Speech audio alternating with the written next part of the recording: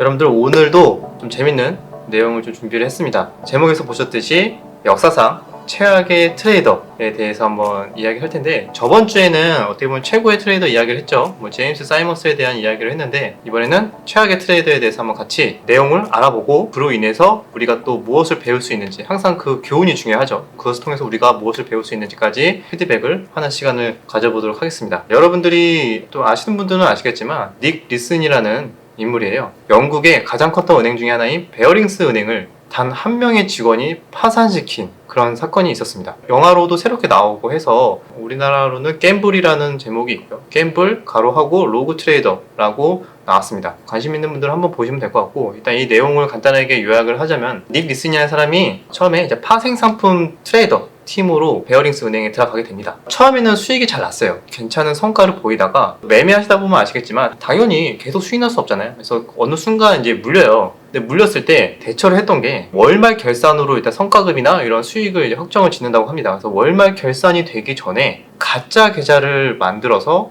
거기다가 손실을 옮겨놓고 살짝 숨겼다가 나중에 다음 달에 수익이 나면은 그거를 가져와서 복구를 하는 거죠. 그런 식으로 속이는 방법을 좀 많이 썼습니다. 그래서 가짜 계좌로는 영화에서 나오지만 계좌가 88888 이렇게 해가지고 만들어서 시도를 하는데, 열심히 매매를 하다가 손실이 나면은 이런 말이 나옵니다. 일단 고객의 돈을 이용한 뒤에 다음 달 수익에서 갚으면 돼. 그렇게 얘기를 하고, 주식은 거대한 카지노나 마찬가지야. 돌려막기를 좀 했다는 거죠. 수익이 나면 수익이 나는 건데 물리게 되면은 물타기를 하는 겁니다. 그래서 돌려막기로 자금을 계속 끌어와서 물타기를 해서 회복이 되면은 수익으로 빠져나오고, 그래서 선물이나 옵션 이런 포지션을 통해서 그런 식으로 매매를 했고 계속 살아난 거예요. 복구가 돼서 수익이 나니까 그 사람은 그렇게 먹었던 게 기억에 남아있으니까 계속 그렇게 매매를 하게 된 거예요. 그러던 어느 날 했는데 또 물리기 시작했어요. 물타기 전략을 또 활용을 했는데 손실이 $10,000 정도가 된 거예요. 그래서 100억 정도 손실이 됐는데, 역시 이전에 했던 대로 돌려막기를 좀 시작을 합니다. 그래서 이제 조금 금액이 커지니까 힘들어진 거예요. 이제 압박감이 오니까 큰 손을 찾아 영업을 다녀요. 더 큰 돈이 필요하잖아요. 물타기 해보신 분들은 알겠지만 떨어질수록 더 2배 이상의 물타기를 하면은 단가가 확 내려가니까 더 큰 금액을 배팅하다 보면은 살짝만 반등 나오면은 탈출 또는 수익이 나는 구조잖아요. 그런 방법을 이제 활용을 한 거예요. 그래서 이 정도 물렸으면은 진짜 큰 돈이 필요하다. 좀 더 큰 손을 영입을 해야 된다. 영업을 다녀요. 그래갖고 어떻게 또 운 좋게 큰 손을 최근에 난 성과를 이제 약간 좀 자랑을 하면서 나를 믿어라. 큰 손의 돈을 끌어오는데 성공을 합니다. 그래서 그때 당시 이제 니케이, 일본 니케이 지수로 가지고 선물 옵션 매매를 트레이딩 했는데 또 막 물타기를 엄청나게 했어요. 이번에도 또 그 당시 운이 또 좋았던 게 니케이가 또 크게 급등을 하면서 엄청난 수익으로 또 탈출하게 됩니다. 100억 이상의 깡통 계좌에 숨겨놨던 손실도 다 복구가 되고 또 엄청난 수익까지 되고, 몇 번 경험을 하면서 이렇게 이야기를 합니다. 닉 리슨이 이것 봐, 판돈을 키우면 언젠간 따게 돼 있어 라고 이야기를 합니다. 그래서 이게 무슨 의미인지 아시겠죠? 이 사람은 계속 이렇게 돈을 벌었던 거예요. 이때 이후로 닉 리슨은 굉장히 잘 나가는 트레이더가 됩니다. 회사에서도 인정을 되게 받고 엄청난 성과급을 받으면서 어느 정도 수준이었냐 하면요, 이 거대한 은행 베어링스 은행의 수익의 5분의 1까지 혼자 수익을 냅니다. 다른 부서들은 거의 사실상 필요가 없다는 식의 이야기도 나올 정도로, 아니 어떻게 저 닉 리슨이 운영하는 저 한 트레이딩 팀에서 우리 은행의 5분의 1이 수익이 나온다, 위에서도 이게 좀 긴가민가 하면서도 감사를 해야 되지 않을까, 이런 얘기도 오가지만 지금 잘 나가고 있는데 건들지 마라, 오히려 이런 식의 상부 지시가 나오고 더 큰 자금을 맡기고 밀어주는 그런 트레이더가 됐어요. 이렇게 잘 나가는 와중에 싱가포르에서 일하고 있었는데, 싱가포르에서 이제 추태를 부리면서 술 먹고 범법 행위까지 저질렀음에도 불구하고 그게 회사 내부에 다 알려졌는데, 워낙 또 돈을 잘 버는 직원이니까 회사 자체적으로 또 그걸 막아줍니다. 그럴 정도로 잘 나갔었고 좀 영향력이 있는 회사 내에서 그런 사람이었다. 그랬는데 여러분도 앞서 설명드렸다시피 이 사람의 전략은 뭐였죠? 계속 큰 돈을 물리면은 큰 돈을 배팅을 해서 판돈을 키우다 보면은 결국엔 먹는다. 이렇게 해서 큰 돈을 벌었던 경험이 슬슬 예상하셨겠지만 이제 독이 되기 시작합니다. 계속 이런 도박 같은 거래를 하고 있었고, 어느 순간 당연히 손실 누적이 점점점 심해지기 시작했어요. 깡통 계좌에. 그래서 계속 그걸 숨겨왔죠. 월말 결산이 되기 전에 계속 숨겨왔는데, 이거를 어느 순간 보니까 금액이 너무 많이 커진 거예요. 무려 금액이 77억 8천만 엔이라 그랬는데, 이게 우리나라 돈으로 대략 한 800억 정도가 됩니다. 800억 정도를 좀 숨겨놓은 거야. 마이너스 찍혀있는 계좌를. 이거를 또 복구를 하려면 어떻게 하겠어요? 런던 본사에다가 전화를 해서 계속 요구를 해서 더 많은 자금이 필요하다. 운영할 때 더 큰 수익을 낼 수 있다는 식으로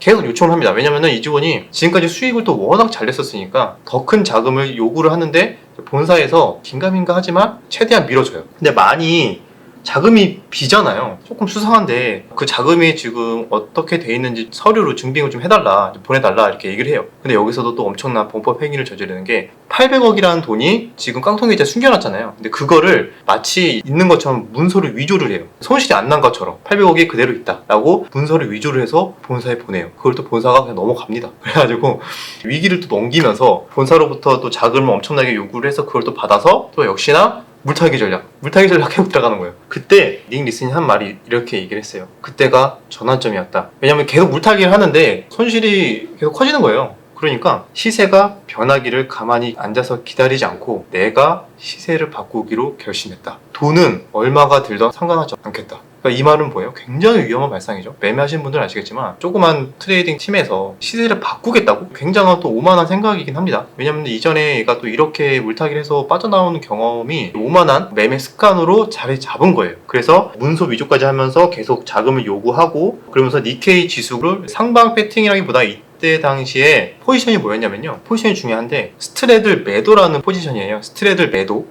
이게 옵션 이제 합성 포지션입니다. 흔히 말해서는 양매도라고 보통 표현을 하는데 수익 구조는 이제 이런 식으로 돼 있어요. 이게 뭐냐면은 니케이 지수로 만약에 매매를 했다. 그러면 니케이가 최대한 매도를 친 그 가격 기준에서 움직이지 않아야 수익이 쌓이는 구조입니다. 니케이가 19,000일 때 포지션을 잡았어. 그러면은 19,000 전후에서만 살짝 움직인 상태에서 만기일날 마감이 되면은 수익이 많이 쌓여요.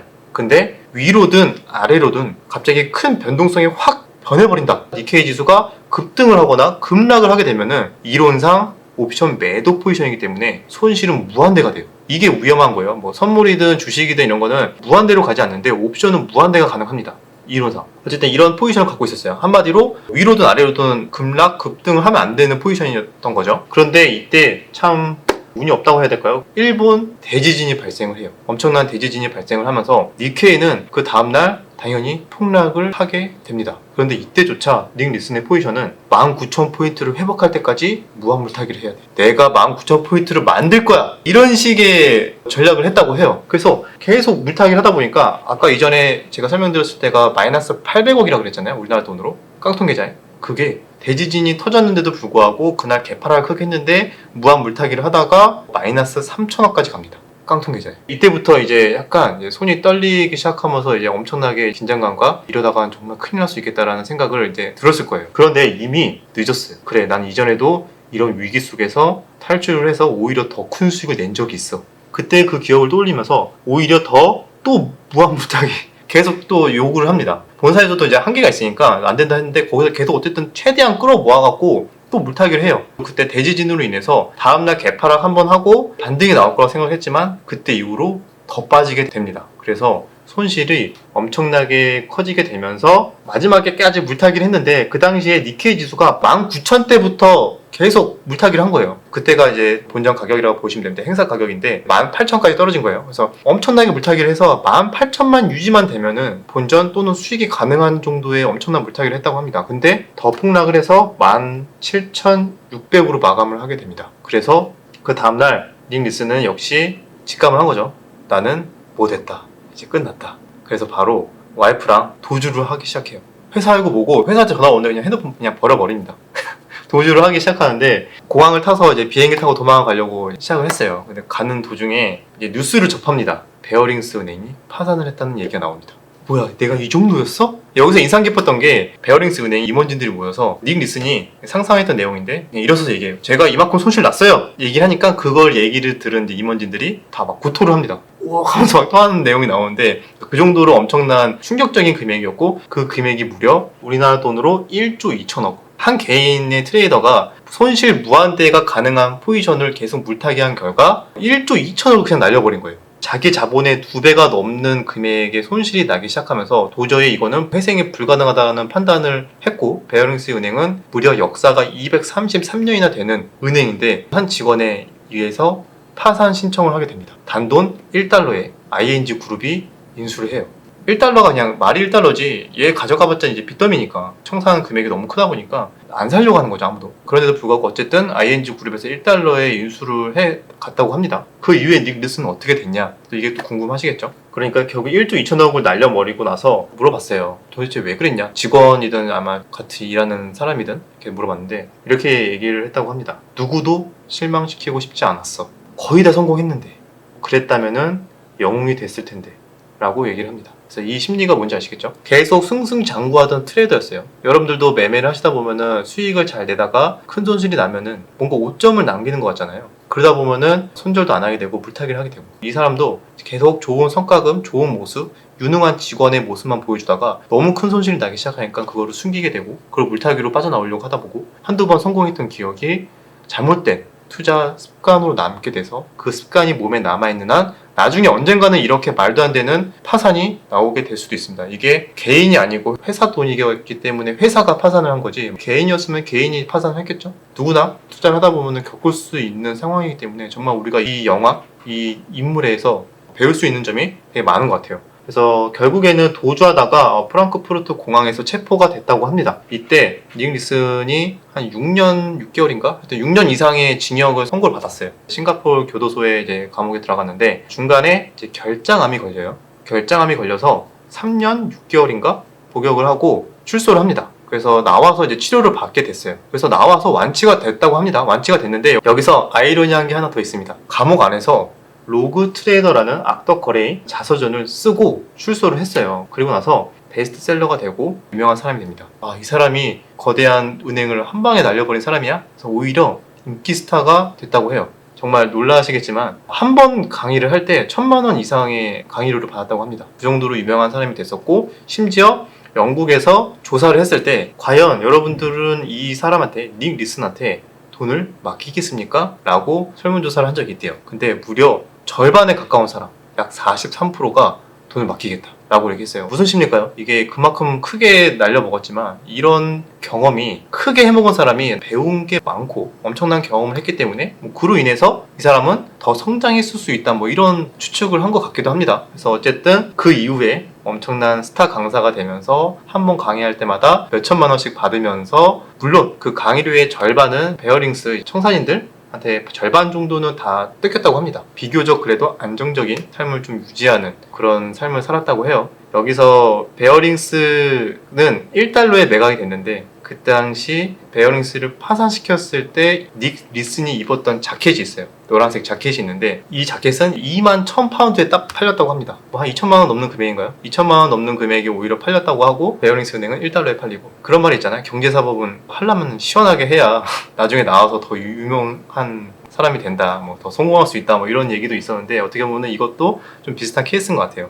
이렇게 역사상 최악의 트레이더인 닉 리슨에 대해서 한번 알아봤습니다. 우리가 배울 수 있는 점은 여러분들이 느끼셨겠죠? 역시 잘못된 매매 습관 중에 하나가 물타기예요. 내가 물타기로 막 매매를 해서 수익이 나도 문제가 되는 거예요. 지금 당장은 물타기로 인해서 수익이 난 거에 대한 달콤함에 침취해 있을 수 있겠지만 결국엔 객관적으로 이 투자의 포지션이나 이 종목에 대해서 방향성에 대해서 제대로 잡고 있지 않은 상태에서 단순하게 이 손실 금액을 인정하고 싶지 않은 마음에 물타기를 한다는 거는 나중에 길게 봤을 때는 이 트레이딩을 중간에 딱 수익 먹고 그만두지 않는 한 계속 하다 보면은 그 습관이 몸에 남아있어서 결국엔 그게 부메랑처럼 돌아와서 엄청나게 큰 독이 되는 그런 습관 중에 하나입니다. 그래서 물타기는 여러분들이 항상 조심하라고 계속 이야기를 들어왔을 거예요. 그래서 어떻게 보면 이번 영화 닉 리슨에 대한 일화도 내가 항상 이제 잘못된 포지션을 가질 수 있는데 그거를 인정하지 않고 물타기를 하면서 심지어 내가 시장의 추세를 바꾸겠다, 종목을 물렸는데 화가 나서 그 종목을 내가 한번 올려보겠다, 이렇게 생각하는 거랑 비슷한 거죠. 오만한 생각까지 하게 되고, 내가 워낙 잘 나가다 보니까 그렇게 생각까지 하는 것 같아요. 이런 겸손하지 못한 행동, 말도 안 되는 근거 없는 물타기 등등 하다 보면은 무조건 파산 또는 큰 손실을 입게 되는 것 같아요. 지금 당장 아니더라도. 그래서 이 부분은 꼭 여러분들도 명심하시고 앞으로도 매매를 하는 데 있어서 내가 여기서 추가 매수를 하는데 이게 과연 합리적인 가격, 재료가 살아있는지, 충분히 종목이 아직 갈만한 자리인지 등등 그런 종목인지 충분히 분석한 이후에 물타기를 하든 분할 매수를 하든 이렇게 전략을 짜야지, 최근에 수익을 잘 나고 있었는데 손실에 대한 오점을 남기고 싶지 않아서 이번 달 뭔가 내가 신기록을 세우고 싶어, 뭔가 근데 손절을 이번에 이거 하면은 신기록이 아니라 금액이 많이 깎이잖아요. 그러니까 그게 싫어서 그냥 이걸 어떻게든 플러스로 바꾸고 싶어서 이 사소한 이 욕심 하나가 나중에 나비 효과처럼 크게 돌아와서 나에게 이번 달뿐만이 아니라 최근에 지금까지 먹었던 모든 수익을 다 뱉어내고 심하면은 깡통까지 살 수 있다는 거를 잊지 마시고 사소한 습관이 나비 효과를 일으킨다. 꼭 명심하시고 좋은 투자 습관을 갖는데 도움이 되었으면 좋겠습니다. 여기까지 내용이 유익하셨다면 구독과 좋아요, 댓글 부탁드리도록 하겠습니다. 다음 영상에도 유익한 내용으로 찾아뵙겠습니다.